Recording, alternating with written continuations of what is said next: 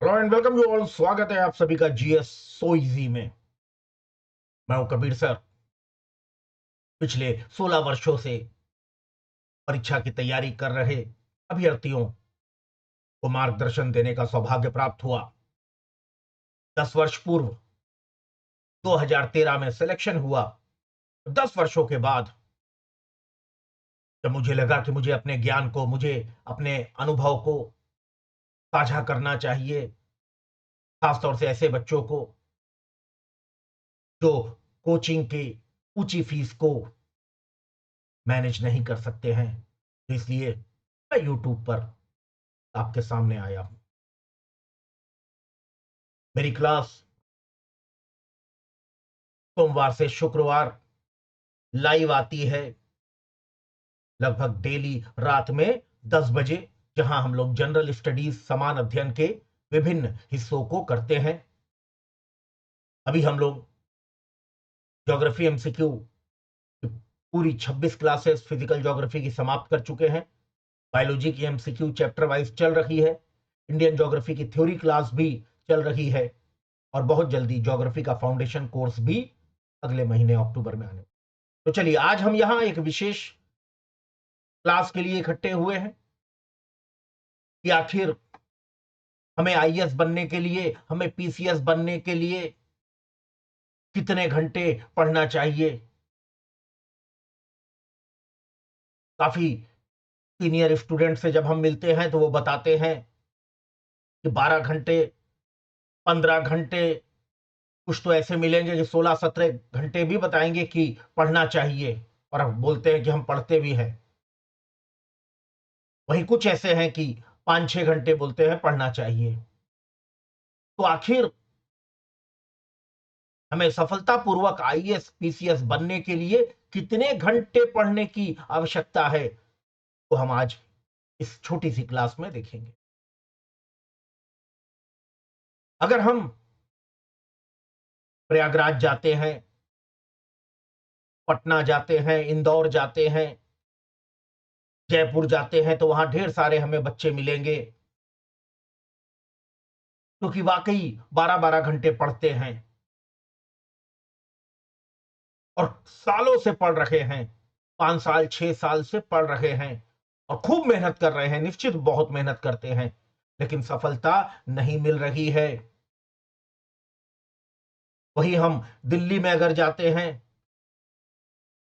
वहां पर कई ऐसे स्टूडेंट्स हैं, कई ऐसे आईआईटियंस हैं, कई ऐसी हाउसवाइफ्स हैं, वर्किंग वुमेन हैं, जो केवल 5 से 6 घंटे पढ़ पाते हैं क्योंकि उनके पास समय नहीं है। उसके बावजूद वो सेलेक्ट होते हैं, और केवल सेलेक्ट नहीं होते हैं, टॉप पोजीशन में सेलेक्ट होते हैं। तो आखिर एक सही समय क्या है, दिन भर में हमें कितना पढ़ना चाहिए? तो जो मेरा अनुभव रहा है उसके अनुसार आपको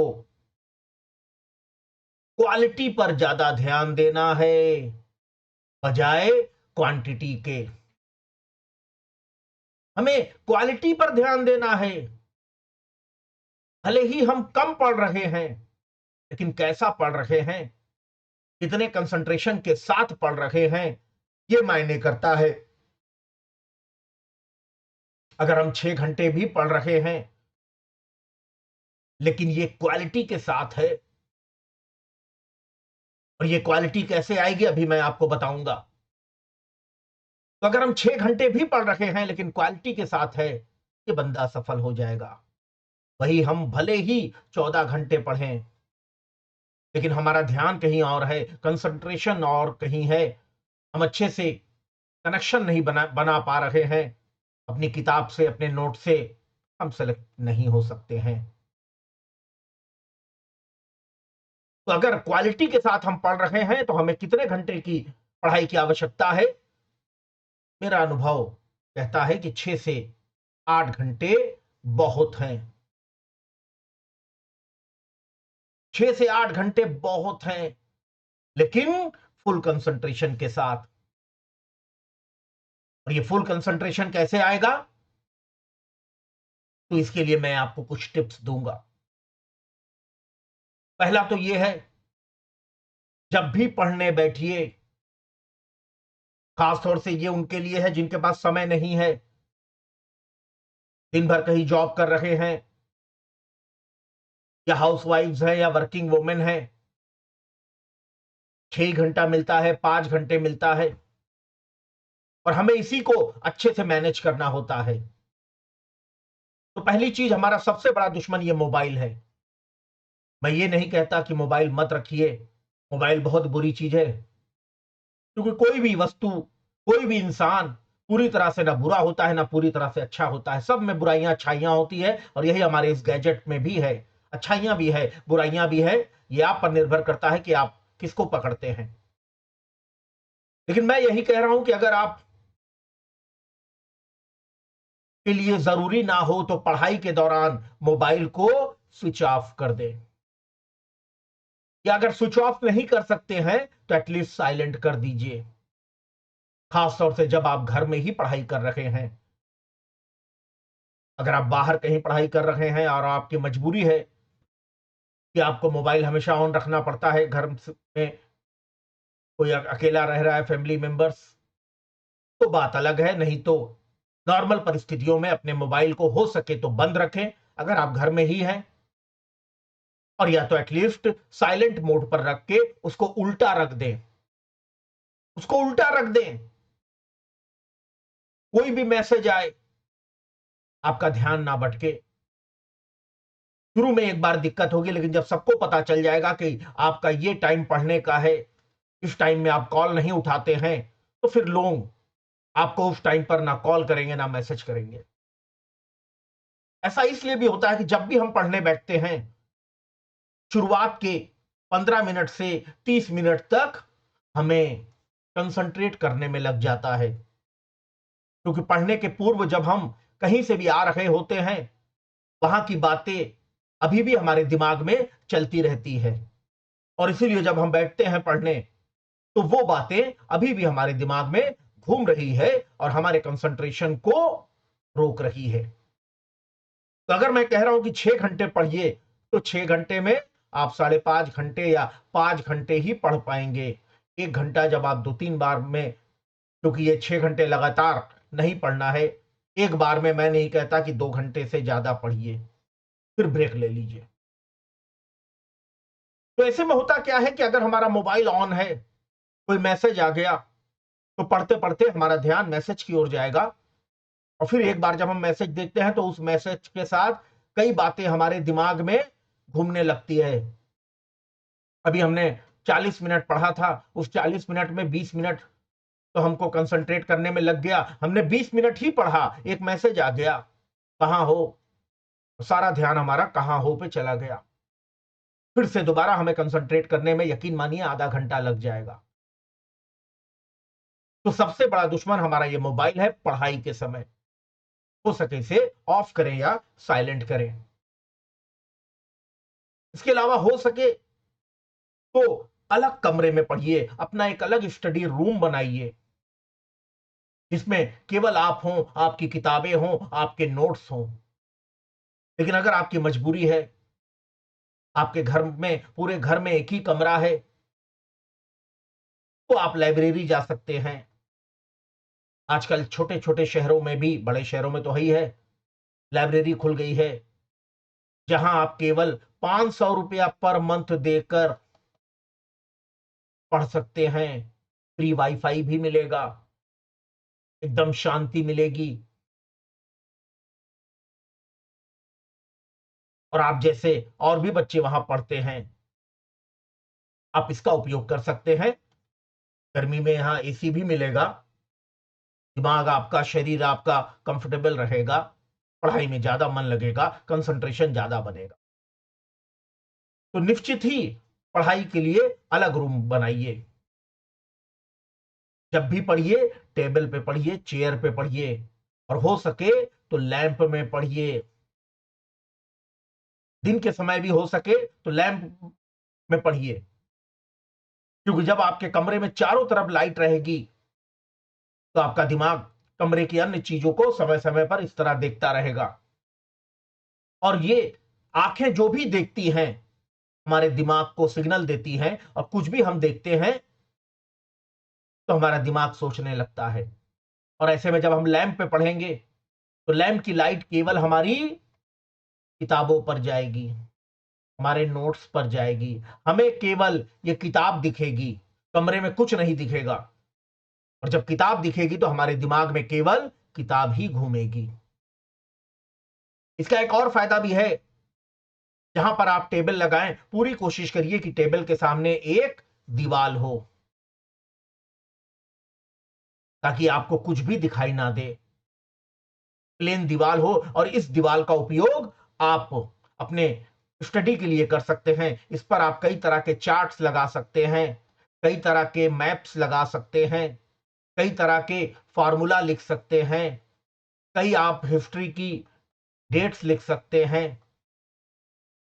इस तरह आप इसका सदुपयोग भी कर सकते हैं। इसके अलावा आपके पास समय कम है, मैं कह रहा हूं कि केवल 6 से 8 घंटे पढ़िए, सिलेक्शन 1 साल में हो जाएगा। लेकिन इसके लिए आपको 24 घंटे में कुछ ऐसे समय होते हैं जहां आपका कंसंट्रेशन ज्यादा अच्छे से बनेगा। एक पहला है अर्ली मॉर्निंग, सुबह 5 बजे से लेके 6 बजे 7 बजे तक, या 4 बजे से लेके 6 बजे तक। और लेट नाइट, रात में 10 बजे से 12 बजे, या 11 बजे से 1 बजे।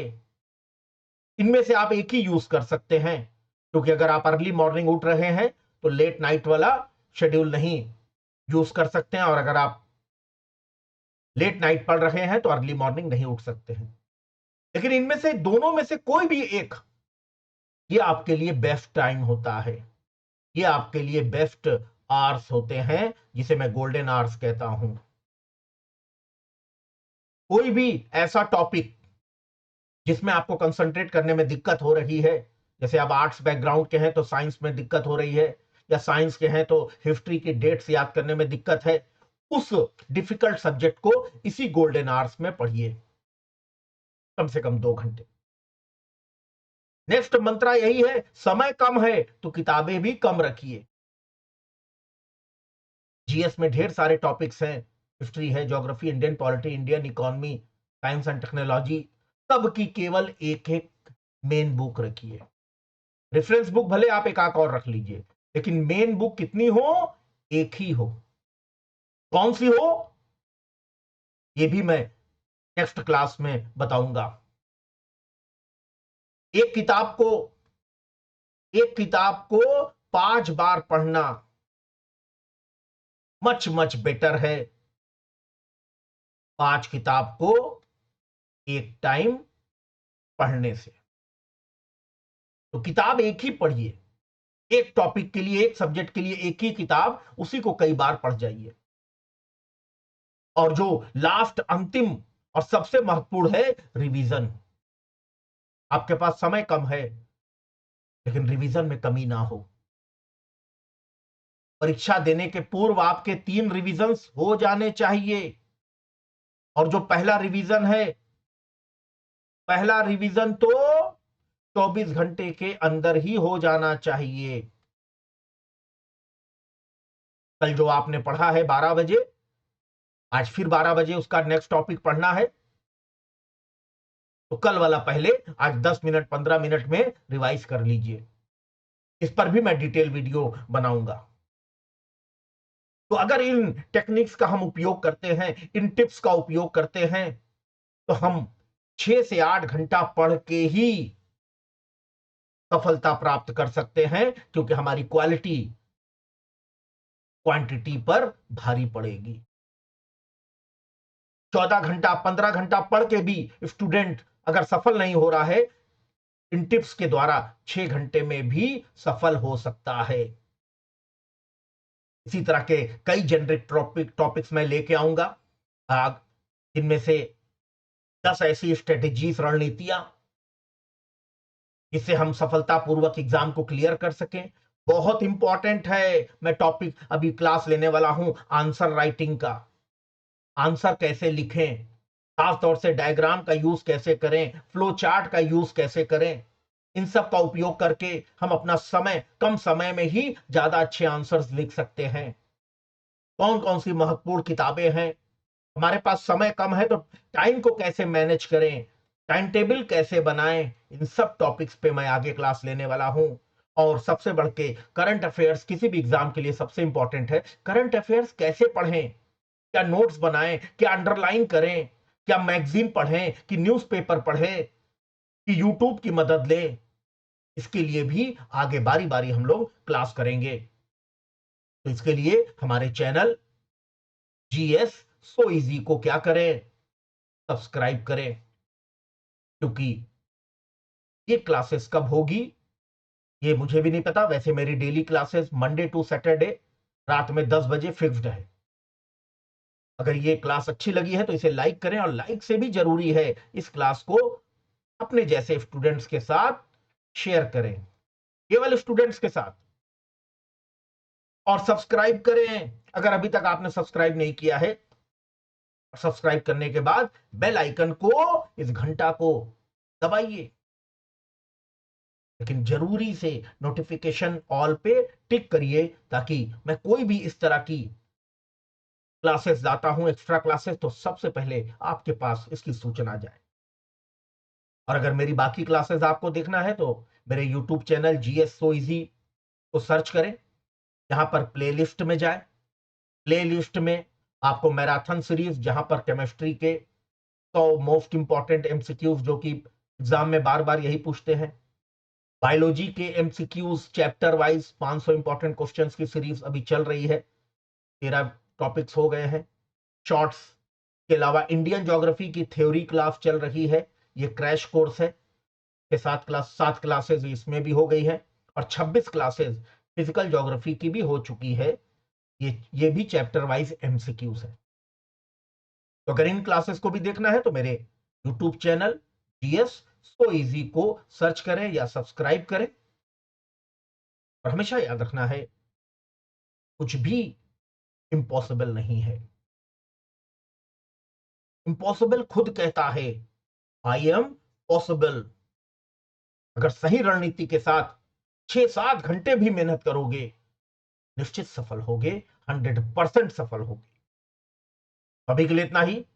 Have a nice day. अपना ख्याल रखिएगा और जल्द ही मिलते हैं अपनी अगली क्लास में। वैसे याद रखना है कि मैंने बताया कि मंडे टू सैटरडे हम लोग डेली लाइव क्लास लेते हैं रात में 10 बजे। ठीक है, तो वहां पर भी आप ज्वाइन कर सकते हैं मंडे टू सैटरडे। अभी के लिए इतना ही। Thank you, God bless you.